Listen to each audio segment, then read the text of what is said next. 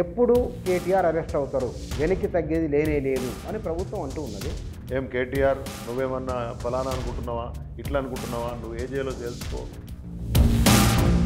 బండి సంజయ్, కిషన్ రెడ్డి, అరవింద్ వీళ్ళు మాట్లాడినప్పుడు కాంగ్రెస్ వారు కలిపి ఒకటే మాట్లాడుతున్న మీ భావన, లేకపోతే విడివిడిగానే ఎవరికి వారే విమర్శ చేస్తున్నానే కదా? నరేంద్ర మోడీ గారి ప్రభుత్వం వచ్చిన తర్వాత ఈడీ, సిబిఐ, ఐటీ ఇవన్నీ కూడా ప్రాంతీయ పార్టీలను బలహీనపరచాలనే ఆలోచనతో బీజేపీ, కాంగ్రెస్ ఉన్నాయి అని ఒక ఆరోపణ లేదా ఒక చర్చ ఉన్నది. వాళ్ళు ఏం హామీలు కంప్లీట్ చేయకపోతే దాని గురించి ధర్మపురి అరవింద్ అంటూ మాట్లాడారు. దాని గురించి బండి మీరు ఏ తప్పు చేయనప్పుడు భయపడడం ఎందుకు? వరుసగా మంత్రులు అందరూ అంటున్నారు. I don't understand this. భయపడడం అంటే గద గద గద ఓనికిపోయినారా ఏమన్నా అంటే అంటే అట్లా ఉండాలా? మీడియాలో కనబడుతున్నంతగా పబ్లిక్లో బీఆర్ఎస్ మీద బేస్ లేదు. ఏదో వాసన లేకపోతే ఆయన ఎందుకు మాట్లాడుతాడు? అన్ని మంచిగుంటే బ్రహ్మాండం సూపర్ ఇట్లనే పని చేయండి అని చెప్తారు. ఏమైనా ఉంటేనే కదా.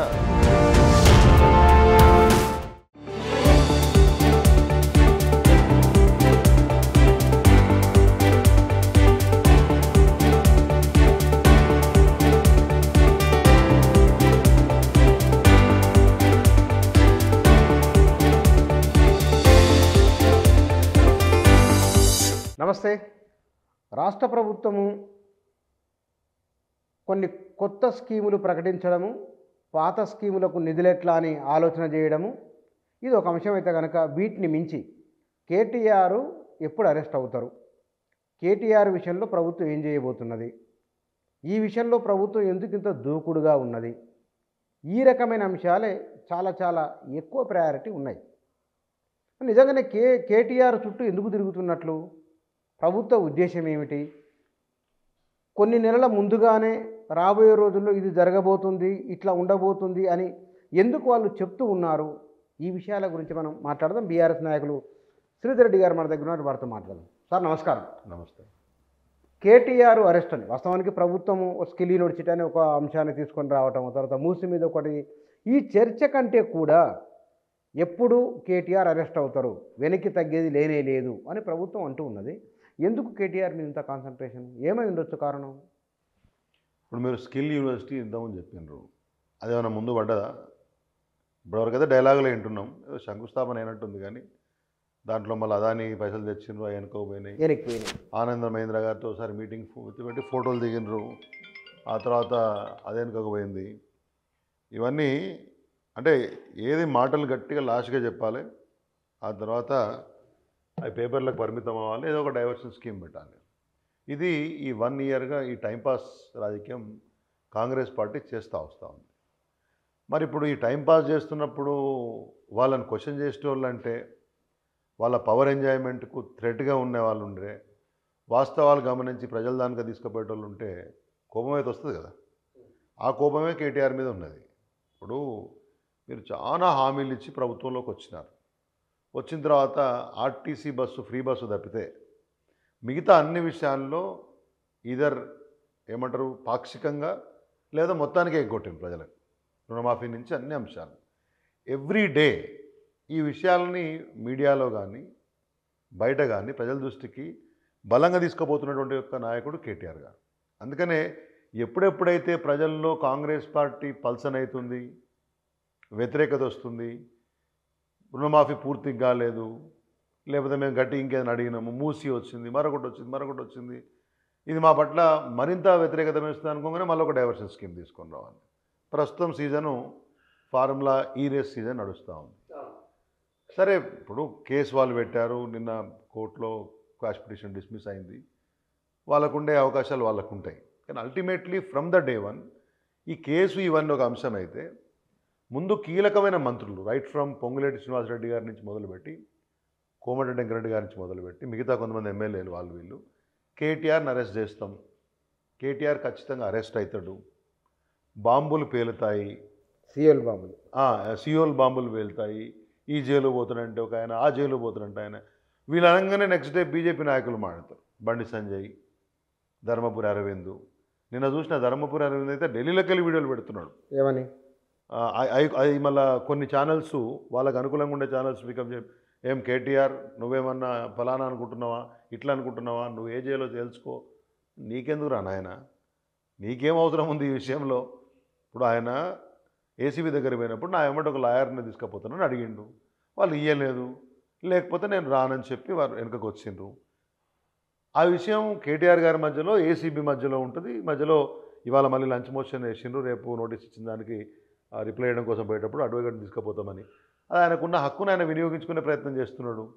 వీటన్నింటికీ కాంగ్రెస్ ప్రభుత్వం కక్షపూరితంగా మామిది చేస్తుంటే ఇంకొక ప్రతిపక్ష పార్టీగా ప్రతిపక్షానికి మద్దతుగా ఉండకుండా రాయేది ఏనక్కర్లేదు కదా. అంటే ఏం జరుగుతుంది, రేవంత్ రెడ్డి ఒక అంశాన్ని ముందుకు తీసుకొస్తే దాని పక్కన తానే సైడ్ మేళం తిరిగి బీజేపీ పనిచేస్తుంది మన రాష్ట్రంలో. నాకు ఆశ్చర్యం వేసింది. ఓ రోజు బండి సంజయ్ స్టేట్మెంట్ ఇస్తాడు, ఓ రోజు అరవింద్ స్టేట్మెంట్ ఇస్తాడు. వీళ్ళందరి యొక్క టార్గెట్ ఏంటంటే ఫ్యూచర్ ప్రాస్పెక్ట్స్లో రాష్ట్రంలో ఉన్న స్థాయికి పోయేటటువంటి ఒక శక్తి కేటీఆర్ దగ్గర ఉంది, బలంగా వీళ్ళని ప్రశ్నిస్తూ ఉన్నాడు.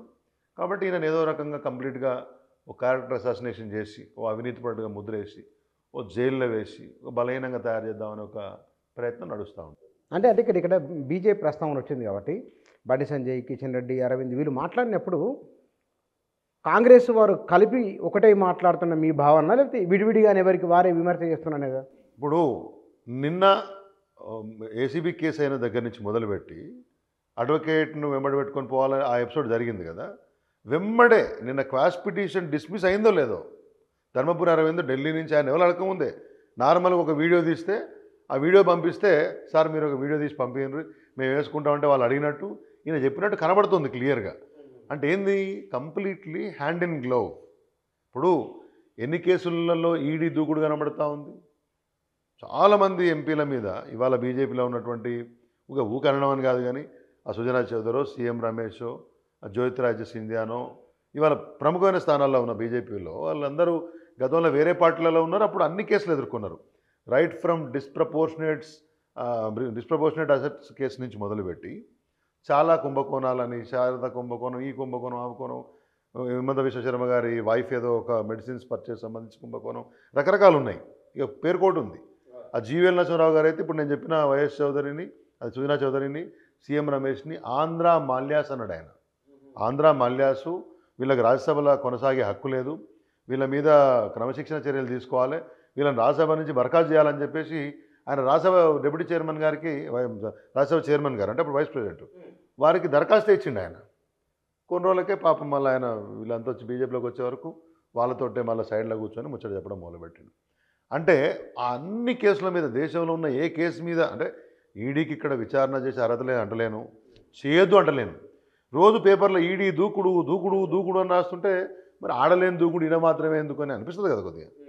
కాబట్టి అవి చూసినప్పుడు ఏంటంటే కాంగ్రెస్ వాళ్ళే చెప్పారు కదా, మేము చెప్పలే. ఏమని, నరేంద్ర మోడీ గారి ప్రభుత్వం వచ్చిన తర్వాత ఈడీ, సిబిఐ, ఐటీ ఇవన్నీ కూడా సెంట్రల్ గవర్నమెంట్ యొక్క ఏజెన్సీలా పనిచేస్తున్నాయి, వాళ్ళ బీజేపీ ఏజెన్సీలా పనిచేస్తున్నాయి అని వాళ్ళే చాలాసార్లు ఆరోపణలు చేసిండ్రు. మరి ఇప్పుడు దూకుడు నడుస్తుందంటే ఇటు ఏసీబీ దూకుడు, అటు ఈడీ దూకుడు నడుస్తుందంటే ఇద్దరు కలిసి దూకుడు చేపిస్తున్నారు అనేది ఒకటి అయితే వస్తుంది కదా. కానీ ఇక్కడ ఈ మధ్య ఒక చర్చ ఎందుకో ప్రారంభమైంది. ప్రాంతీయ పార్టీలను బలహీనపరచాలనే ఆలోచనతో బీజేపీ, కాంగ్రెస్ ఉన్నాయి అని ఒక ఆరోపణ లేదా ఒక చర్చ ఉన్నది.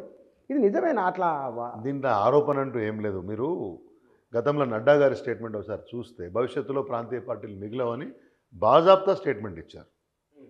కొద్ది గొప్ప అమిత్ షా గారు కూడా కుడి ఎడమగా అటువంటి భావన వచ్చేటటువంటి స్టేట్మెంట్సే గతంలో ఇచ్చారు. అండ్ బేసికల్లీ ఇక్కడ they have a problem with BRS party. BRS party అనేది లేకపోతే మన బీజేపీ, కాంగ్రెస్ స్ట్రేట్ ఫైట్ చేసుకుంటే అయితే నువ్వా లేకపోతే నేనా నేషనల్ పార్టీ ఉంటుందని. బీజేపీలో ఇంకొద్దిగా ఆశ ఏంటంటే ఎక్కడెక్కడైతే స్ట్రేట్ ఫైట్ కాంగ్రెస్తో అయిందో most of the times BJP has one in the recent past, ఈ మధ్యకాలం జరిగిన ఎన్నికల్లో.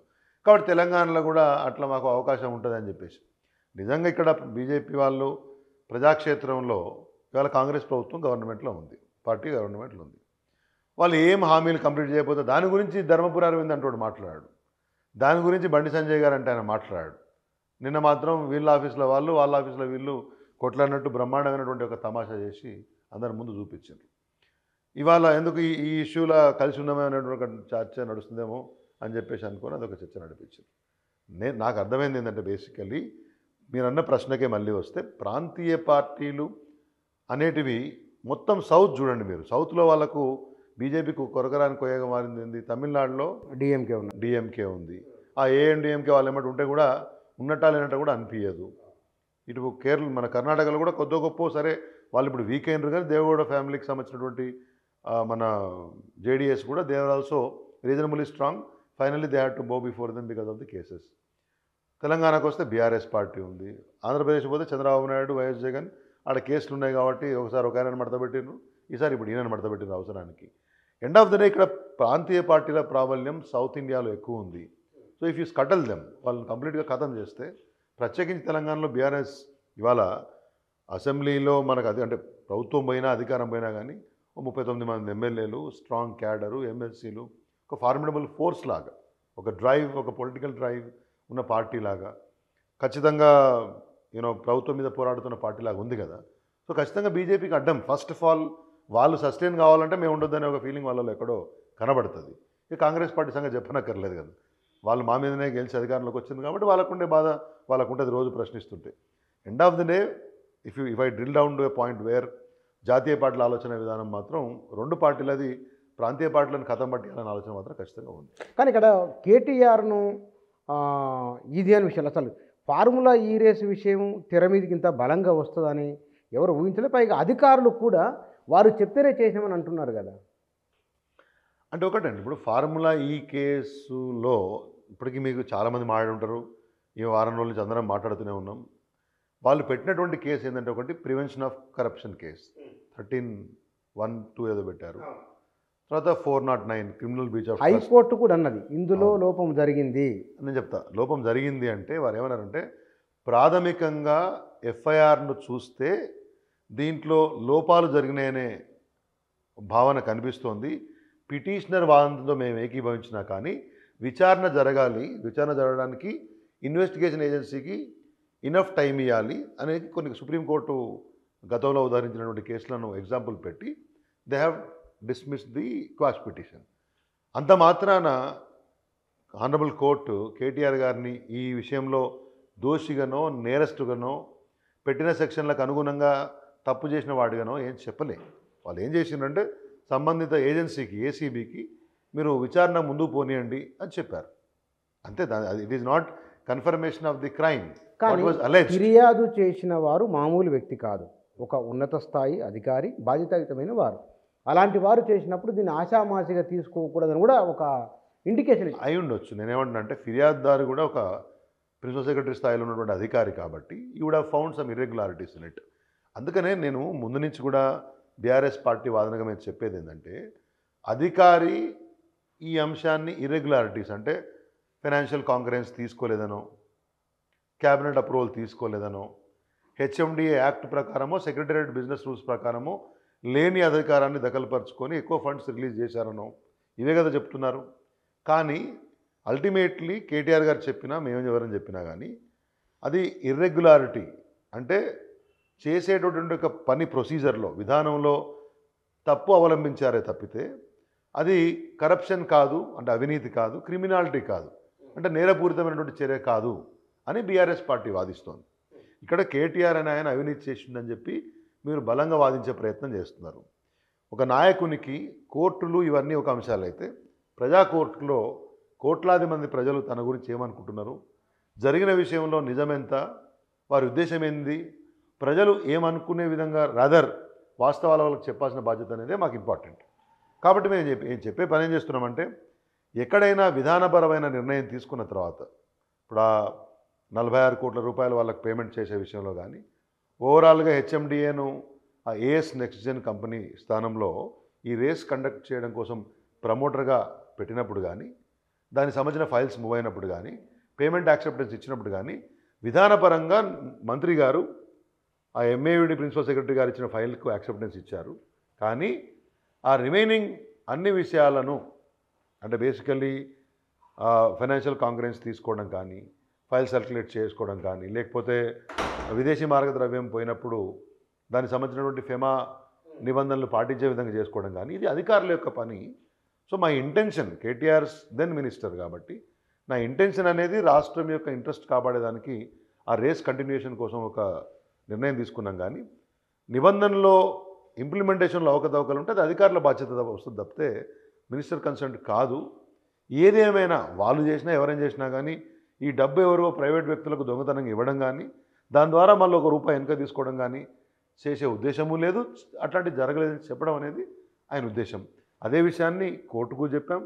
భవిష్యత్తులో వాళ్ళు ట్రయల్ చేసినప్పుడు, ఛార్జీ షీట్ చేసినప్పుడు విచారణ సందర్భంగా ఇదే వాస్తవం, దీంట్లో ఇంతకంటే పెద్ద మునిగిపోయిన ముచ్చట ఏం లేదు, దీంట్లో ఇంతకంటే చేసిన నేరం కూడా ఏం లేదు, అదే విషయాన్ని చెప్తాం. కానీ ఇక్కడ మీరు ఏ తప్పు చేయనప్పుడు భయపడడం ఎందుకు వరుసగా మంత్రులు అందరూ అంటున్నమాట. అసలు భయపడటం అనే వాదన ఎందుకు క్రియేట్ చేస్తున్నారు? What do you mean by భయపడటం? ఏమన్నా దేశం నుంచి పారిపోయినారా? విచారణకు రానన్నాడా? విచారణకు పోకుండా ఉన్నాడా? I don't understand this. భయపడటం అంటే గజ గజ గజ వణికిపోయినారా ఏమన్నా? అట్లా అంటే అంటే అట్లా ఉండాలా? అంటే కాంగ్రెస్ పార్టీ ఎట్లా ఆలోచిస్తుందో దానికి అనుగుణంగా మేము ఉండాలా? He is a public representative, minister for 10 years in the system. చాలా ఎఫిషియెంట్గా గవర్నమెంట్లో పనిచేసిండ్రు. ఇంటర్నేషనల్లీ చాలా అకోలేట్స్ ఆయనకు వచ్చినాయి. చేసినటువంటి పనికి మంచి అప్రిసియేషన్స్ వచ్చినాయి ఫ్రమ్ వేరియస్ ఇండస్ట్రీ లీడర్స్ కానివ్వండి, వరల్డ్ లీడర్స్ దగ్గర నుంచి. కాబట్టి ఒక ఇర్రెగ్యులారిటీ మీద మీరు ఆయన మీద ఒక అలిగేషన్ పెట్టినప్పుడు ఆయన ముందున్నటువంటి అన్ని ఒకటి వాళ్ళ శానిటీ, అంటే మన యొక్క నిర్దోషిత్వాన్ని మనం తప్పు చేయలేదనే విధానాన్ని ప్రూవ్ చేసుకోవడం కోసం is trying to explain to the society, to the media, to the court through the proper channel. మరి భయపడటం ఏంటి? నా వెంబడి లాయర్ రావాలి, ప్రభుత్వ ఉద్దేశము దుర్మార్గంగా ఉంది, విషపూరితంగా ఉందని చెప్పి లాయర్ని తీసుకుపోవడం అంటే భయపడ్డట. I don't know, it's new definition Congress party నుంచి నేర్చుకోవాలి మేము. లాయర్ని ఎవరైనా వెంబడి తీసుకోమని అడిగితే అది మనం భయపడ్డట్టని కాంగ్రెస్ పార్టీ చెప్తే నేర్చుకోవాలా? ఉద్దేశపూర్వకమైనటువంటి విష ప్రచారం మంత్రుల యొక్క అత్యుత్సాహం దీంట్లో కనబడుతుంది తప్పితే, అంటే వాళ్ళకి ఇక చూసినావా మేము కేటీఆర్ని జైలు వేస్తాం రేపు పొద్దున, చూసినావా కేసు క్వాష్ అయింది, క్వాష్ డిస్మిస్ అయింది, ఆ ఫీలింగ్ తప్పితే దాంట్లో. కానీ విద్యుత్తు అంశం పైన, ఆ తర్వాత ఆర్థిక రంగానికి సంబంధించిన వాటిపైన, కాళేశ్వరం, వీటిపైన దాదాపు రిపోర్ట్లు తీసుకున్నాము. విద్యుత్ అంశంలో త్వరలో అక్కడ కూడా చర్యలు ఉండబోతున్నాయి అనేది. అదే కదా మీకు ఇప్పుడు ఏం జరగకముందే వాళ్ళే విచారణ అధికారులు, ఇన్వెస్టిగేషన్ ఆఫీసర్లు వాళ్ళే, అడ్వకేట్లు వాళ్ళే, ట్రయల్ కూడా వాళ్ళ దగ్గరనే కాంగ్రెస్ పార్టీ ఆఫీసులోనే ట్రయల్ అయిపోతుంది, కొన్ని మీడియా సంస్థల ఆఫీసులలో అయిపోతుంది. ఇప్పుడు విద్యుత్ సంస్థల్లో ఎస్టాబ్లిష్మెంట్, కొత్త పవర్ ప్లాంట్స్ ఎస్టాబ్లిష్మెంటు, పవర్ పర్చేసు, ఈ రెండు విషయాల్లో చాలా కూలంకషంగా ఇప్పటికే జస్టిస్ నరసింహ రెడ్డి గారు అడిగిన దానికి ఒకసారి కేసీఆర్ గారు సమాధానం ఇచ్చిండ్రు, మినిస్టర్ కన్సర్న్ ఆ రోజు జగదీష్ రెడ్డి గారు సమాధానం ఇచ్చిండ్రు.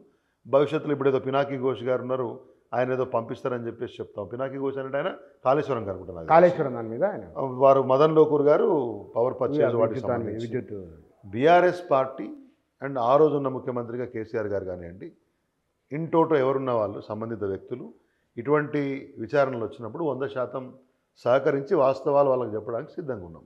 దీంట్లో ఏమీ దాచేది లేదు. ఇట్స్ ఆ పబ్లిక్ డొమైన్లో ఉన్నటువంటి అంశాలు, ప్రభుత్వం చేసినటువంటి అంశాలు, క్యాబినెట్ సమిష్టిగా తీసుకున్న నిర్ణయాలు, విన్నారా, బాజాప్తా కొనుగోళ్లు కావచ్చు, లేకపోతే కట్టడాలు కావచ్చు, లేకపోతే టెండర్లు కావచ్చు, అన్నీ పబ్లిక్ డొమైన్లో ఉన్నాయి.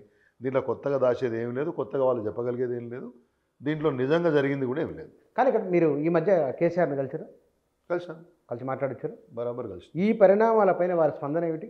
అంటే ఒకటి వారి స్థాయిలో మేము వెళ్ళి ఈ స్పందన డిస్కషన్ వస్తుంది కదా జనరల్గా ఒకటి గుర్తుపెట్టుకోండి, కేసీఆర్ అంటే ఒక డిఫరెంట్ లీడర్, వారికి ఉన్న స్టేచర్ వేరు, వారికి ఉన్నటువంటి political drive is different totally.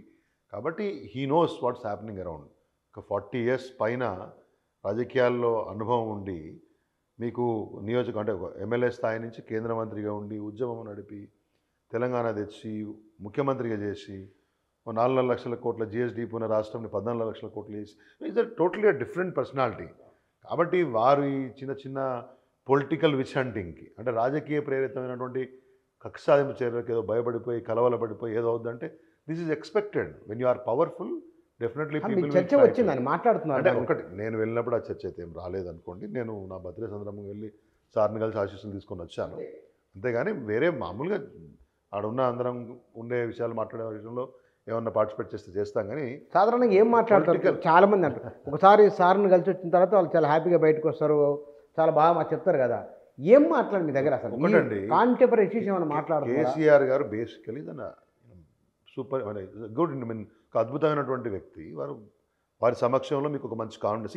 ఏ నాయకుని దగ్గరికైనా ఒక ఔత్సాహికంగా రాజకీయాల్లో పైకి ఎదగాలనుకున్నటువంటి నాయకులను పోయినప్పుడు ఏం కోరుకుంటామండి? ఒక మంచి వామ్ రిసెప్షన్, లేకపోతే ఒక మంచి మెచ్చుకోలు, లేకపోతే ఒక మంచి ఇన్స్పిరేషన్, లేకపోతే ఒక మంచి ఎంపవర్మెంట్, అంటే మీకు ఒక సాధికారత క్రియేట్ చేసే ఒక ఆలోచన విధానం, భవిష్యత్తును మనకు ఒక కాన్ఫిడెన్స్ ఇచ్చేటువంటి ఒక వ్యవస్థ.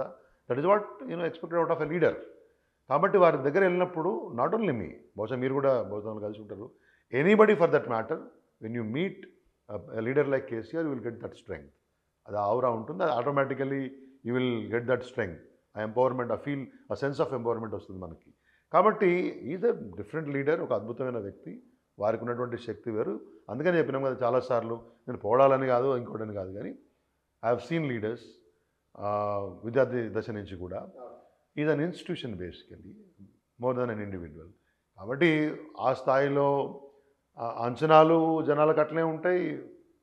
40 సంవత్సరాలుగా వారి ప్రస్థానం చూసిన వారికి కూడా you all know, being a senior journalist you all know. కాబట్టి he knows everything, you don't have to దాంట్లో మనం ఎక్కువగా ఇవన్నీ రావు. ఓకే ఓకే దానికోసం ఇక్కడ ప్రభుత్వాన్ని ప్రశ్నించి ప్రజా సమస్యల మీద ఆందోళన కంటే కూడా కేసులు కోర్టులు వీటి చుట్టూ బీఆర్ఎస్ యంత్రాంగం, కార్యకర్తలు, నాయకులు దృష్టి మొత్తం ఇటువైపే ఉన్నట్లున్నది కదా. అంటే ప్రభుత్వం చేసిన ఒక ట్రాప్లో విపక్షం పడిపోయిందా అనే ఒక చర్చ కూడా అక్కడ వినబడుతున్నది. అంటే అట్లా ప్రచారం చేసే ప్రయత్నం కొంతమంది చేస్తున్నారు, and that is the intention of Congress party. అంటే వాళ్ళ వైఫల్యాలని ప్రశ్నించకుండా ఇవే అంశాలని ఎజెండాగా సెట్ చేసి ముందుకు పోవాలి అనేది కాంగ్రెస్ ప్రయత్నం. అందుకే నిన్న ఈవినింగ్ 8 o'clock ప్రెస్ కాన్ఫరెన్స్ పెట్టినప్పుడు కూడా కేటీఆర్ గారు ఏం చెప్పిందంటే, మీరు ఏం డైవర్షన్ కథలు చేసినా కానీ రైతు భరోసా లాంటి విషయాలను ప్రశ్నిస్తూనే ఉంటామని చెప్పిండ్రు. Entire cadre across the state అన్ని స్థాయిల్లో కూడా అదే విషయం మీద దృష్టి కేంద్రీకరించాలి. ఈ కేసులు అనేది వ్యక్తిగతంగా నేను, పార్టీ లీగల్ సెల్, మేమందరం కనుక చూసుకుంటాం. కానీ నాయకులుగా అన్ని స్థాయిలలో ప్రభుత్వ వైఫల్యాన్ని ప్రశ్నించడమే మన పనిగా పెట్టుకోవాలి. కాంగ్రెస్ ప్రభుత్వం యొక్క ఇంటెన్షనే డైవర్షన్ చేయడం, కాబట్టి ఆ ట్రాప్లో పడొద్దని చెప్పారు. నిజంగా మీరు సిన్సియర్గా మనం మాట్లాడుకుంటే, నిన్నటి రైతు భరోసాకు సంబంధించి ఎప్పుడైతే 12,000 చేసిండ్రో రాష్ట్ర వ్యాప్తంగా నిరసనలు చేసింది బీఆర్ఎస్ పార్టీ. మూసీకి సంబంధించి ప్రభుత్వం ఏకపక్షంగా ఇండ్లు ఖాళీ చేపిస్తాము, నిరాశ్రయం చేస్తామంటే ఒక ప్రణాళిక లేకుండా బాధితులకు అండగా నిలిచింది బీఆర్ఎస్ పార్టీ. హైడ్రాకు సంబంధించి గొప్ప గొప్ప మాటలు చెప్పి పెద్దవాళ్ళ ఇండ్లు వదిలిపెట్టి, పెద్దవాళ్ళ ఫామ్ హౌస్లు వదిలిపెట్టి పేదవాళ్ళ ఇండ్లు మార్క్ చేసి ముందుకు పోతే వాళ్ళకు అండగా నిలిచింది, లీగల్ సాయం చేయడం కనుక ముందుకు వచ్చింది బీఆర్ఎస్ పార్టీ. గురుకులాలకు సంబంధించి అంటే వాళ్ళ యొక్క కండక్టెన్స్ బాగలేదు, మీరు చూస్తున్నారు ఫుడ్ పాయిజన్, నిన్న కూడా ఒక దగ్గర ఫుడ్ పాయిజన్ జరిగింది. ఇట్లా గురుకులాల్లో 40 మంది పైగా పిల్లలు చనిపోయినంటే గురుకుల బాట పెట్టి రాష్ట్ర వ్యాప్తంగా ఉన్నటువంటి నాయకులు, ముఖ్య నాయకులు, ఎంపిక చేయబోయే ఒక బృందం గురుకులాల్లో తిరిగి మాట్లాడింది బీఆర్ఎస్ పార్టీ. ఆ మధ్యలో ఉన్నటువంటి గ్రూప్ 1 నుంచి మొదలుపెట్టి అనేక మంది నిరుద్యోగుల సమస్యలను ప్రస్తావించినప్పుడు కొన్ని జీవోలకు వ్యతిరేకంగా కానీ ఎగ్జామినేషన్ డేట్స్కి సంబంధించి వాళ్ళకున్న ఆందోళనలను పాజిటివ్గా ప్రభుత్వ దృష్టికి తీసుకువెళ్ళే ప్రయత్నం చేసింది బీఆర్ఎస్ పార్టీ. ఆశా వర్కర్లు అనుకోండి, పోలీస్ కానిస్టేబుల్ అనుకోండి, నేను చెప్పుకుంటూ పోతే అన్ని వర్గాలకు సంబంధించినటువంటి హామీలకు వాళ్ళు ప్రభుత్వం స్పందించకపోతే ఇమ్మీడియట్గా చూస్తున్నటువంటి యొక్క తలుపు బీఆర్ఎస్ పార్టీ ఆఫీసుల తలుపులే. కాబట్టి నేను చెప్పేది ఏంటంటే, ఈ రాష్ట్రంలో ఉన్నటువంటి రైతుల దగ్గర నుంచి మొదలుపెట్టి అన్ని వర్గాలకు ఈ సంవత్సర కాలంలో ప్రభుత్వం యొక్క చేదగాంతనాన్ని ప్రతిక్షణం ఎత్తుచూపుతూ ఎవరన్నా మా వైపు వస్తే వాళ్ళకు అండగా నిలిచింది, పోరాడింది బీఆర్ఎస్ పార్టీ. నేను ఇప్పుడు కంపేర్ చేయదలుచుకున్నాను. బీజేపీ కూడా ఈ రాష్ట్రంలో ఉంది, కేంద్రంలో వాళ్ళ ప్రభుత్వం ఉంది. ఒక్కసారి చూపించండి బీజేపీ ఏం చేసింది ఈ రాష్ట్రంలో. అంటే మమ్మల్ని అంటున్నారు కాబట్టి ఇన్ కంపారిజన్ ఏదో మేము మొత్తం మాడిన తర్వాత ఆ మూసీలో ఒక చిన్న మీటింగ్, ఓ రోజు ఈవినింగ్ ఫోటోషూట్ కార్యక్రమాలు చేసి పోయినారు తప్పితే ఎవరు బీజేపీలో అంతే కదా. మరి వాళ్ళ సెంట్రల్ మినిస్టర్లో వాళ్ళ ఫోటోషూట్లు మీరు చూసినారు కదా ఏం జరిగిందో. కాబట్టి నిజంగా చెప్పండి, ఏ పార్టీ వైపు ప్రజలు చూసిందంటే ఈ సంవత్సర కాలంలో నిర్బంధాలు ఎదురైనప్పుడు. కాబట్టి నిజాయితీగా చెప్తున్నా నేను ఇవన్నీ. కాబట్టి వాళ్ళ ట్రాప్లో మేము పడేదేం లేదు. ఇదేం కొత్తగా చెప్పే ముచ్చట కాదు. కానీ మనం ఒక విషయం గమనిస్తే కనుక బీఆర్ఎస్ అధికారంలో ఉన్నప్పుడు భారతీయ జనతా పార్టీ స్పందన ఎట్లా ఉన్నది, ఇవాళ కాంగ్రెస్ అధికారంలో ఉంటే స్పందన ఎట్లా ఉన్నది? నిన్న Gandhi Bhavan versus BJP office కొట్టుకున్నారు. తమాషా అండి. ఇప్పుడు బుచన మీకు బాగా తెలుసు, మేము వాళ్ళని కాదు. ఎక్కడో ప్రియాంక గాంధీ మీద ఒక మాట ఎవరు అన్నారు, తప్పు 100%. ఎవరి మీద కూడా రాజకీయాల్లో నేను పదే పదే చెప్తుంటాను. అంటే నేను చెప్పిన మాట కాదు, అది వెంకయ్యనాయుడు గారు చెప్పిన మాట. నాకు అది నచ్చి చాలాసార్లు చెప్తుంటాను. మనందరం రాజకీయ ప్రత్యర్థులను తప్పితే రాజకీయ శత్రువులను కాదని. ఇంకొక బీజేపీ నాయకుడు నిన్న మాట్లాడింది, ప్రియాంక గాంధీ గారి మీద మాట్లాడింది అత్యంత హీనమైనటువంటి మాట, సభ్య సమాజంలో మాట్లాడకూడని మాట, అభ్యంతరకరమైన మాట. ఒక మహిళను అట్లా మాట్లాడడం అనేది సాధారణంగానే అసలు ఒక ఎంపీ మాట్లాడడం అనేది చిల్లర వ్యవహారం. He should have been suspended from the party. సరే, వాళ్ళ పార్టీ స్పందించవచ్చు, కానీ వేరే పార్టీ ఆఫీసుల మీద దాడి చేయడం అనేది అది బీజేపీ ఆఫీసా పరస్పరం చేసుకున్నారు కదా. అది నిన్న ఉన్న విషయంలో కొంత డ్రామాటిక్గా కూడా నాకు అనిపించింది. ఏం డ్రామా ఉంది దాంట్లో? ఇప్పుడు ఇక్కడ ఒక వ్యవహారం నడిపిస్తూ ఉన్నారు వాళ్ళు. సో ఇటు నేను ఇంతకుముందు చెప్పాను కదా, దూకుడు స్క్వేర్ 2 దూకుడు నడుస్తుంది కాబట్టి కొంత డైవర్షన్ కోసం అనేది అనిపించిందేమో అని నాకు అనిపించింది. సరే, అంత హీనంగా నేను పోయేసి మాట్లాడాను. కానీ మీరు చూడండి, నేను మీ దగ్గర ఉదంతాలు ఉన్నాయి, మీడియాలో బయటలు ఉన్నాయి. అట్లా రేవంత్ రెడ్డి గారిని ఏమైనా అనగానే ఇట్లా సంజయ్ కుమార్ గారు వస్తారు, ఇట్లా అరవింద్ గారు వస్తారు, అట్లా రఘునందన్ రావు గారు వస్తారు, 3-4 వస్తారు వాళ్ళు. జనరల్గా ప్రతిపక్ష పార్టీ మీద కేసులు అయినప్పుడు, ఇంకోటి అయినప్పుడు, ఇంకొక ప్రతిపక్ష పార్టీ ఉంటే at least they will maintain some silence, or ఏదో కొంత ప్రభుత్వం యొక్క దూకుడును ప్రశ్నించే ప్రయత్నం చేస్తారు తప్పితే ఇంకొక ప్రతిపక్ష పార్టీని ఇబ్బంది పెట్టే ప్రయత్నం చేయరు. వాళ్ళు చేస్తే కూడా అయ్యేదేం లేదు, వాళ్ళని పట్టించుకుంటూ లేరు ఇప్పుడున్న పరిస్థితులలో. కానీ పాయింట్ ఆఫ్ ఆర్గ్యుమెంట్ ఏంటంటే, కాంగ్రెస్ చేస్తున్న ప్రతి చర్యను వెంబడే ఒక ప్యాడింగ్ యాక్టివిటీ లాగా వాళ్ళు వచ్చి మాట్లాడడం చూస్తే రాష్ట్రంలో మాత్రం ఖచ్చితంగా బాయి నడుస్తుంది. ఎవరు వాళ్ళ దగ్గర అంతే కదా, అద్భుతమైనటువంటి కోఆర్డినేషన్ నడుస్తూ ఉంది, దాంట్లో ఏం సందేహం లేదు. ఒక్క మారైనా అంటే బీజేపీ కాంగ్రెస్ ఒక్క మారైనా. ఇప్పుడు రైతు భరోసా కట్ అయింది కదా, వాళ్ళు కూడా కేంద్రంలో ఉన్నారు కదా. కిషన్ రెడ్డి గారు మొత్తం 8 మంది ఎంపీలను 8 మంది ఎమ్మెల్యేలను పెట్టుకొని, ఓ ఎమ్మెల్సీ కూడా ఉన్నాడు, మంచిగా ఒక ప్రెస్ మీట్ అన్న గట్టిగా పెట్టిండ్రా. ఆయన అధ్యక్షుడికి ఒక ధర్నా కార్యక్రమం పెట్టిండా. పోనీ గురుకులాలకు సంబంధించి ఒక మాట మాట్లాడుతున్నారా? లేకపోతే ఎంప్లాయీస్కి ఇచ్చినటువంటి ఏ గ్యారంటీకి సంబంధించిన ఇవాళ వరకు కిషన్ రెడ్డి గారు, ఆయనకు సంబంధించినటువంటి మొత్తం యంత్రాంగం బలంగా రేవంత్ రెడ్డిని ఇబ్బంది పెట్టే ప్రయత్నం, ఒక్క విషయానికి కాంగ్రెస్ ప్రభుత్వాన్ని ఇబ్బంది పెట్టే ఒక్క అంశానికి 100% ఇన్ కోఆర్డినేషన్. అది ప్రజలు గమనించిండ్రు, భవిష్యత్తులో గమనిస్తారు. ఈ మిలాఖత్ రాజకీయాలు చేసి వాళ్ళ పార్టీని వాళ్ళు బోంద పెట్టుకుంటారు, మాకేం జరిగింది కానీ వాళ్ళు ఏడైనా పోతారు. కానీ కాకపోతే ఈ కేసులకు సంబంధించి కోఆర్డినేషన్ చేసి మమ్మల్ని ఇబ్బంది పెట్టే దాంట్లో కొంత సక్సెస్ సాధిస్తుండొచ్చు ఇమ్మీడియట్గా, పాక్షికంగా. బట్ లాంగ్ రన్లో they will have to face the music. వాళ్ళు కదా, అంతే కదా, ప్రజలకు అర్థమవుతుంది కదా. మిలాఖత్ రాజకీయాలు చేస్తే అర్థం కాదా? కానీ కదా మీరు ప్లేసును బీఆర్ఎస్ అసెంబ్లీ ఎన్నికల్లో 39 స్థానాలు గెలుచుకున్నది, 40% వరకు ఓట్ షేర్ తీసుకున్నది. లోక్సభ ఎన్నికల చివరకల్లా ఒక్క సీటు గెలవలేదు, పైగా ఓట్ పర్సెంటేజ్ కూడా తగ్గింది. ఈ తగ్గుదల అనేది జాతీయ పార్టీలు ప్రాంతీయ పార్టీ పైన సాధించిన ఒక పైమెట్టు అని అంటే మీరు అంగీకరిస్తారు? ఎందుకంటే కేటీఆర్ ఆ సమయానికి పార్లమెంట్ ఎన్నికల వరకు మీరు చెప్పింది నిజమే. లోకల్ బాడీ ఎట్లా ఉండబోతున్నది? ఎందుకంటే అదే మీరు అన్నారు కదా, పార్లమెంట్ ఎన్నికల వరకు మీరు అన్నట్టు పై చేసి సాధించినట్టే కదా. ఎందుకంటే ఓట్లు పోయినాయి, సీట్లు పోయినాయి, దాంట్లో ఒప్పుకోవడానికి ఏముంది. పాయింట్ ఏంటంటే అప్పుడు వాళ్ళు ఒక ప్రచారం చేయగలిగినారు ఏంటంటే, అక్కడ అయితే గవర్నమెంట్ మాది వస్తుంది, లేకపోతే కాంగ్రెస్ వస్తుంది, ఇక్కడ బీఆర్ఎస్కి ఏం పని, వీళ్ళు ఇటు దిక్కులేరు అటు దిక్కులేరు అనే ఒక ఆలోచన విధానం తెచ్చిండ్రు. కొంతమేరకు నరేంద్ర మోదీ గారిది, అదేవిధంగా శ్రీరామ్ మన టెంపుల్ అయోధ్య రామాలయం టెంపుల్ ఇంపాక్ట్ చాలా కొంత పడింది. కాంగ్రెస్ ఇక్కడ లోకల్గా గవర్నమెంట్లో ఉండడం అనేది వాళ్ళకు కొంత అనుకూలించింది. Both have favoured the national parties. సరే, మేము ఆ సమయంలో బలంగా మేము అనుకున్నటువంటి నేరేటివ్ని తీసుకోలేకపోయినామో, వాళ్ళు చెప్పిన ప్రచారం ఎక్కువగా పనిచేసింది కాబట్టి వాళ్ళకు రిజల్ట్ వచ్చింది. అక్కడ పైచేసి సాధించారు. నేనేం దాంట్లో చెప్పేదానికి ఏముంటుంది, ఒకళ్ళ విజయాన్ని తక్కువ చూపించేంత కుసంస్కారం మాకు లేదు. కానీ that is not final and permanent. అది పార్లమెంట్ ఎన్నికలకే ఫలితం, ఆడివరకే. ఇప్పుడు రేపు పొద్దున స్థానిక సంస్థల ఎన్నికలు వస్తాయి కదా, అధికార పార్టీకి ఎట్లా ఉండబోతున్నది? అధికార పార్టీకి సాధారణంగా జనరల్గా జరిగేటటువంటి ఎన్నికలలో ఇప్పుడు సర్పంచ్ అయితే గుర్తుండదు కదండి.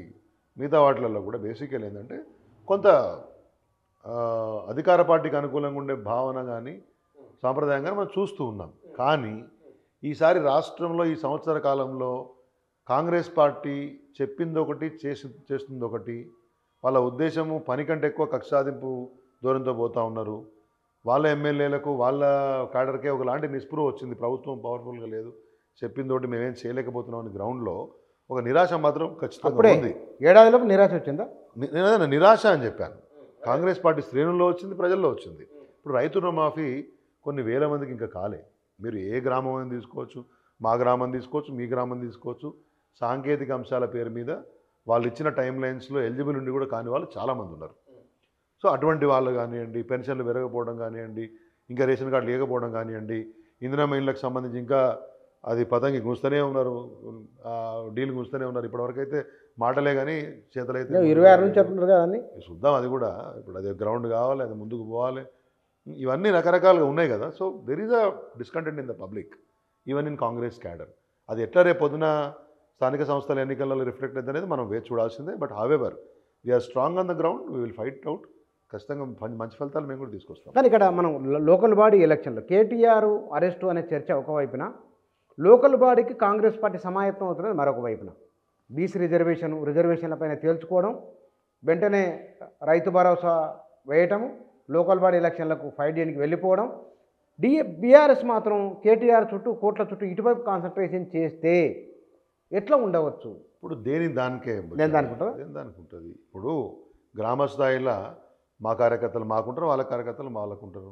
మాకు ఆయన సర్పంచ్ ఎన్నికైన నిల్చుని ఉంటాడు. ఆడ స్థానికంగా ఎమ్మెల్యేలు అది వచ్చిందా పబ్లిక్? ఎందుకు ఉండదండి. ఇప్పుడు మా ఎమ్మెల్యేలు మాకున్నారు, మా ఎమ్మెల్సీలు మాకున్నారు, మా ఒకవేళ ఓడిపోయిన దగ్గర మా ఇన్ఛార్జీలు మాకున్నారు, గత మాజీ ఎమ్మెల్యేలు ఉన్నారు, మాజీ మంత్రులు ఉన్నారు, రకరకాల స్థాయిల్లో జిల్లా స్థాయి యంత్రాంగం ఉన్న నాయకులు ఉన్నారు. సో ఊరికైతే ఉంది, ఎందుకుంటాం ఊరికే, ఎవరి పని వాళ్ళకు ఉంటుంది. There was only 1.2% difference in the entire electorate.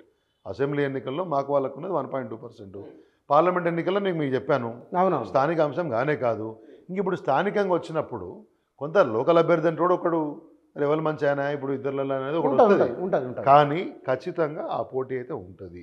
ఏదో మొత్తంగా వాళ్ళు ఏదో మొత్తము 42% what ever percentage they wanted బీసీలకు న్యాయం చేయాలని చెప్పేసి మా పార్టీ తరఫు నుంచి కోరుతా ఉన్నాం. అది వాళ్ళు కాంగ్రెస్ పార్టీ ప్రభుత్వంలో ఉంది, అది వాళ్ళ బాధ్యత, అది చేయాలా. ఆ తర్వాత ప్రభుత్వం ఎన్నికలకు పోవాలి, ఎందుకంటే ప్రత్యేక అధికారుల పాలనలని ఇట్లని సెక్రటరీల మీద ఎన్నో నడిపిస్తారు, అది ప్రభుత్వం యొక్క చేదగాంతనం అవుతుంది, వాళ్ళు చేయాలా. మీరు ఇప్పుడు ప్రభుత్వంలో ఉన్నటువంటి పార్టీకి ఒక ప్రణాళిక ఉంటుంది, వాళ్ళ చేతిలో కొన్ని బెనిఫిట్స్ చేసిన తర్వాత పోతే ప్రజలకు సానుకూలత ఉంటుంది అనే ఒక ఆలోచన ఉంటుంది. మీరు చేసేది మీరు చేయండి, మీరు ఏం చేయలేదో చెప్పే అవకాశం కూడా మాకు ఉంటుంది కదా. కానీ ఇక్కడ లోకల్ బాడీ ఎలక్షన్లో కాంగ్రెస్ పార్టీ తప్పకుండా పైచేసి సాధిస్తుంది. మీడియాలో కనబడుతున్నంతగా పబ్లిక్లో బీఆర్ఎస్ ఇంకా బేస్ లేదు అనేది. ఇప్పుడు కింద ఉంటేనే పైన మాట్లాడతాం కదా, బేస్ ఉంటేనే కదా మాట్లాడేది. ఇప్పుడు ఒకటండి, మీడియాలో అంటే ఖచ్చితంగా మీడియాలో ఎందుకు మాట్లాడిపిస్తారంటే, ఇప్పుడు why will we get space అండి. ఉదాహరణకు చెప్తాను నేను, పాలమూరు రంగారెడ్డి మహబూబ్నగర్ జిల్లాలో నీళ్ళు వచ్చిన మహబూబ్నగర్ జిల్లాలో బీఆర్ఎస్ ఓడిపోయింది. అవును. ఇప్పుడు లోకల్ బాడీ ఎలక్షన్లో ఆ జిల్లాల్లో వస్తుందా? నెంబర్ 1, కరెంటు కోతలు ఉన్నాయి, అప్పుడే బాగుండే బీఆర్ఎస్ అని ప్రజలు అనుకుంటున్నారు అని బీఆర్ఎస్ నాయకులు అంటున్నారు కదా. అవును. అన్నప్పుడు ఆయా జిల్లాలలో లోకల్ బాడీ ఎలక్షన్ ఆ ప్రభావం ఉంటుందా? ఖచ్చితంగా ఉంటుందా అంటున్నా నేను. మీ సర్వే చేసింది ఏమన్నా స్టడీ ఉందా? నేనేమంటున్నా, కాంగ్రెస్ వాళ్ళు చేసుకున్న సర్వేనే, మా సర్వే అక్కర్లే మీకు. కాంగ్రెస్ వాళ్ళు చేసిన సర్వేనే ముఖ్యమంత్రి గారి సొంత నియోజకవర్గంలో ఎదురుగాలుందనేది వాళ్ళకి కోడంగల్లో. Of course yes, local body ఎలక్షన్లో కోడంగల్లో లోకల్ బాడీ అని నేను చెప్పాను. కానీ అప్పుడే వాళ్ళు ఈ ప్రభుత్వ పనితీరు మీద చేసుకున్నారని చర్చ బయట నడుస్తుంది. ఓకే, ప్రభుత్వ పనితీరు మీద సర్వే చేసుకుంటే 45 మంది ఎమ్మెల్యేల మీద అసంతృప్తి ఉందని, వాళ్ళ యొక్క కార్యాచరణ బాగాలేదని, ప్రజల్లో వాళ్ళ పేరు ఖరాబ్ అయిందని చెప్పేసి అప్పుడే ఏడాదికి ముందు 45 మంది ఎమ్మెల్యేల మీద. అంటే నేను ఏమంటున్నా, మొత్తం ఏదో అవతల అట్లా పనితీరు బాగలేదు, ఏం చేయలేకపోతున్నారు, ఎమ్మెల్యే స్థాయిలో వాళ్ళ నుంచి ఆశించిన ఫలితాలు రావట్లేదు, ప్రజలకు ఆశాజనకంగా లేదు. ఇప్పుడు బేసికల్లీ అన్నం ఉడికిందాన్ని పట్టుకోవడానికి 2-3 మెతుకులు చాలు. తొలి సంవత్సరం చిన్న విషయం కాదు కదా. వచ్చిన 12 months is not a small time to show your capacity. మీరు ఏ తరహా పని చేయగలుగుతారు, మీ కెపాసిటీ ఎంత, మీరు ఎంత తెలుస్తుంది. చిత్తశుద్ధిగా తెలవడానికి ప్రజలకు ఒక పనిచేస్తారు, మీ పట్టుదల ఏంది, వ్యవహారం తెలియదా? తెచ్చిన నిధులో ప్రజలను కలిసిన పద్ధతితో అధికారులను సమన్వయం చేసుకున్న తీరు ఏర్పడుతుంది కదా. ముఖ్యమంత్రి గారి నియోజకవర్గంలోనూ కూడా వ్యతిరేకత ఉందనే ఒక విషయం చాలా స్పష్టంగా తెలిసిందని ఏదో కోర్స్ కరెక్షన్ యాక్టివిటీ చేసుకోవాలని. ఇప్పుడు ఆ మధ్య మీరు నిన్న మొన్న ముఖ్యమంత్రి గారు కొత్త సంవత్సరం వచ్చిన సందర్భంగా నాకు అందరి పనితీరు తెలుసు, నేను ఎమ్మెల్యేల సంగతి చూస్తున్నాను అంటే దాని ఉద్దేశం ఏంది? నన్ను మీరంటే మీ గురించి కూడా నా దగ్గరికి వస్తుంది. అది అంటే ఏంది దాని ఉద్దేశం? ఏనో దాల్మే కుచ్ కాలా హై అంటారు కదా, ఏదో వాసన లేకపోతే ఆయన ఎందుకు మాట్లాడతాడు? అన్ని మంచిగుంటే బ్రహ్మాండం సూపర్ ఇట్లనే పని చేయండి అని చెప్తారు. ఏమైనా ఉంటేనే కదా ఇది చేసుకోవాలి అది చేసుకోవాలి, నేను అందరినీ చూస్తున్నా, మీరు ఇంత పని చేయాలంటే అంటే ఇప్పుడు సరిగ్గా పని చేయకపోతే ఇంత పని చేయమని చెప్తారు. కానీ something is wrong or not totally great with the government అనేది మాత్రం వాస్తవం. అది ఉన్న ఫీల్ ఉన్నది, ఏదో మేము చెప్పుకోవాలని కాదు, అది మీకు కూడా ఎరికే అందరికీ ఎరికే. కానీ ఇక్కడ ఒకవేళ కేటీఆర్ అరెస్ట్ అయితే ఏమిటి పరిస్థితి? ఇప్పుడు అండి ప్రభుత్వం ఇప్పుడు సాంకేతికంగా క్వాష్ పిటిషన్ డిస్మిస్ అయిన తర్వాత వాళ్ళకి అవకాశం ఉంది, రేపు నోటీస్ ఇచ్చిండ్రు, విచారణ చేస్తూ ముందుకు వెళ్తారా, అరెస్ట్ చేస్తారా, that is in the governments అంటే ఏసీబీ దర్యాప్తు అధికారుల చేతిలో, ఇన్వెస్టిగేషన్ ఆఫీసర్ యొక్క వారి యొక్క ఆలోచన బట్టి ఉంటుంది. సో అరెస్ట్ చేసినా మరో విచారణ చేసినా ఏది చేసినా కానీ సాంకేతికంగా వాళ్ళు చేయొచ్చు, దాన్ని ఫేస్ చేయడానికి కేటీఆర్ సిద్ధంగా ఉన్నారు. పార్టీ ఆ విషయానికి సంబంధించి న్యాయపరంగా చట్టపరంగా పోరాడుతాము. Same time will continue to drive.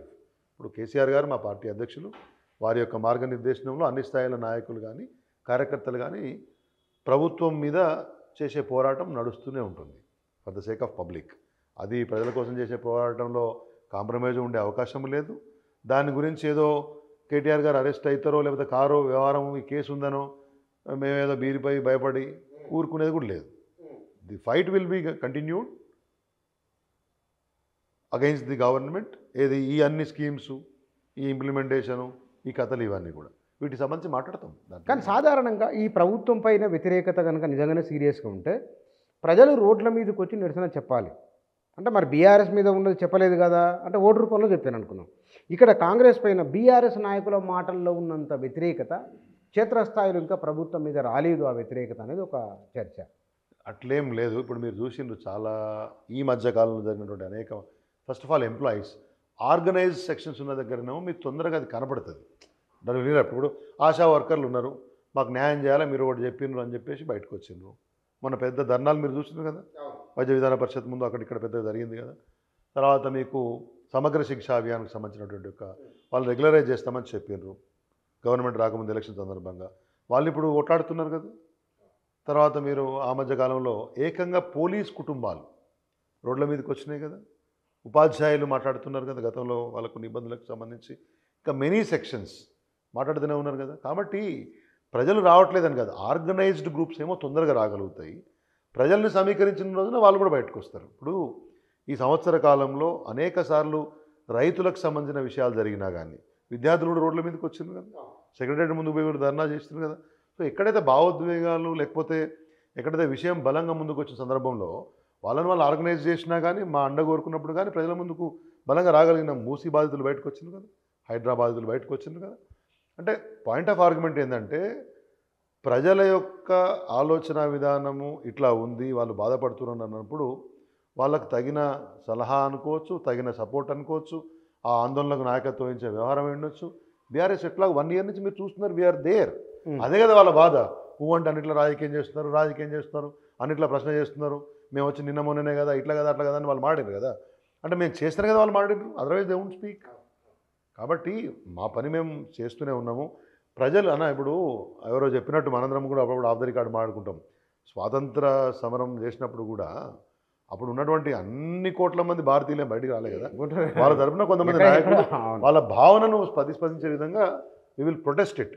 అది ప్రజాబాహుల్యంలో రిజిస్టర్ అవుతుంది, సంబంధిత అధికార యంత్రాంగం పట్టించుకుంటుంది.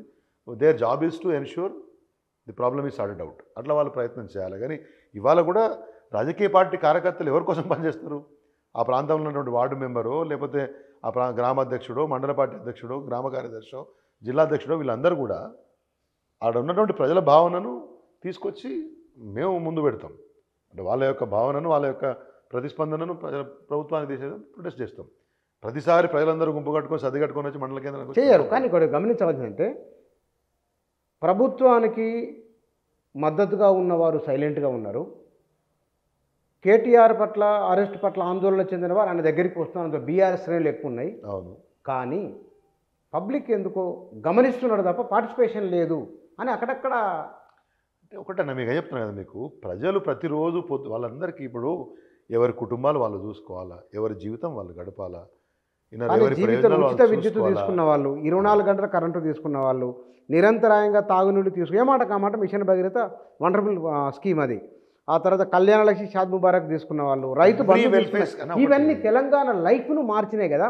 లైఫ్ను మార్చే ఒక కీలకమైన నాయకుడు, హైదరాబాదులో ఒక విజిబిలిటీ కనపరిచే ఒక నాయకుడు అరెస్ట్ అవుతున్నాడు అన్నప్పుడు పబ్లిక్లో ఆ రెస్పాన్స్ అనేది ఉండాలి కదా. ఇవాళ సోషల్ మీడియా ప్రపంచం ఇది. ప్రతిరోజు ఆర్గనైజ్డ్గా వచ్చి హర్తాళ్ళు ధర్నాలు చేసేటటువంటి ఒక రాజ్యం నుంచి ప్రతి పౌరుడు, ప్రతి యువకుడు, ప్రతి మహిళ వాళ్ళ పరిధుల్లో సోషల్ మీడియా ద్వారా స్పందన తెలియజేసే వాళ్ళు కొంతమంది. ఇవాళ ఎవరైతే గ్రామ స్థాయి నుంచి రాష్ట్ర స్థాయి దాకా కేటీఆర్ గారికి మద్దతుగా నిలబడుతున్నటువంటి రాజకీయ పార్టీ కార్యకర్తలు అంటే every political party activist represent some hundreds of people. వాళ్ళ ఆలోచన విధానాన్ని డేర్గా తీసుకొని ముందుకు వస్తాడు. గ్రామ పార్టీ అధ్యక్షుడు ఉన్నాడంటే ఆయన వెనుక ఒక 1000 మందో 500 మందో 600 మందో వాళ్ళ భావనను తీసుకొని ముందుకు వస్తారు కదా. సో నేను అదే చెప్తున్నా, మీకు ప్రతిరోజు వందలాది మంది కట్టగట్టుకొని వచ్చి వాళ్ళ నాయకునికి మానసికంగా, పార్టీ పరంగా, రాజకీయ ఐడియాలజీ పరంగా మద్దతుగా ఉంటారు. అవకాశం వచ్చినప్పుడు ఓటు రూపంలో చూపిస్తారు. అవకాశం వచ్చినప్పుడు వాళ్ళకు ఉన్నటువంటి ఒక వేదికల ద్వారా మాట్లాడతారు తప్పితే it is not everyday possible అండి. అది ఏ రాజకీయ వ్యవస్థ కానివ్వండి, ఏ దేశం అన్న కానివ్వండి, ఏ ప్రాంతం అన్న కానివ్వండి. ఒకవేళ కేటీఆర్ చుట్టూ జరుగుతున్న ఈ చర్చ, కోర్టులు, కేసులు ఇవన్నీ, కేటీఆర్ జైలుకు వెళితే కనుక ఒక ఆల్టర్నేటివ్ ప్రోగ్రామ్ మీరు డిజైన్ చేసుకున్నారా? ఒకటి, రాష్ట్ర పార్టీ బీఆర్ఎస్ పార్టీ అధ్యక్షునిగా కేసీఆర్ గారు అన్ని విషయాలకు సంబంధించి వారికి ఉండే ఆలోచన వారికి ఉంటుంది. పార్టీ నాయకులుగా, పార్టీ కార్యకర్తలుగా, శ్రేణులుగా పరిస్థితులను అనుసరించి వారు ఇచ్చేటువంటి వ్యూహాన్ని అమలు చేసేటువంటి ఒక సామర్థ్యం మాకుంది. ఆ పని మేము చేస్తాం. కానీ రేపు అది జరగప్పుడు it is kind of you will cross the bridge when it comes అంటారు. మీరు అంతే అవసరం వచ్చినప్పుడే బ్రిడ్జ్ పార్ చేస్తాం కదా. కాబట్టి రేపటి సంగతి ఇవాళ కాకుండా ఇవన్నీ డైనమిక్గా ఉంటాయి. Politics are always dynamic. ఉన్నటువంటి సందర్భాలు ఎట్లయితే ఎగిసి వస్తాయో వాటికి అనుగుణంగా వ్యూహాలు వారు అధ్యక్షులుగా వారు రచిస్తారు, కార్యాచరణ వారు చెప్తారు, అనుగుణంగా మేము నడిపిస్తూ పోతాం. దీనిపైన కేసీఆర్ వ్యూహం రెడీగా ఉందా? ఎనీవే 40 years ఆయన చూసిన వ్యక్తులుగానో, లేకపోతే తెలంగాణ ఉద్యమ సందర్భంగా వారి రాజకీయ వ్యూహం చతురత చూసిన సందర్భంగానో, 10 సంవత్సరాలు గవర్నమెంటు కోవిడ్ క్రైసిస్లు, అదర్ క్రైసిస్లు వచ్చినటువంటి సందర్భంగా needs of the Telangana people, వాళ్ళ లివింగ్ స్టాండర్డ్స్ పెంచడం కోసం చేసినటువంటి వ్యూహాలు, ఆల్ రౌండ్ అప్రోచ్లో మీరు హోలిస్టిక్ అప్రోచ్లో చూస్తే వ్యూహం లేకుండా కేసీఆర్ ఉంటాడని వాళ్ళు అనుకుంటారా? Thank you sir. కేటీఆర్ ఆయన కేంద్రంగా జరుగుతున్న చర్చ, ఈ చర్చలో వెనుక దాని లోతైన విషయాలు ఏమేమి ఉన్నాయి, ఇవాళ ప్రభుత్వం వ్యవహరిస్తున్న తీరు, ఆలోచన తీరు ఎట్లా ఉన్నది, ఈ మొత్తం రాజకీయ చర్చ వెనుక ప్రేరేపిస్తున్న అంశాలు ఏమిటి, తదితర వాటికి సంబంధించిన వారి అభిప్రాయాలు ఇది. Thank you.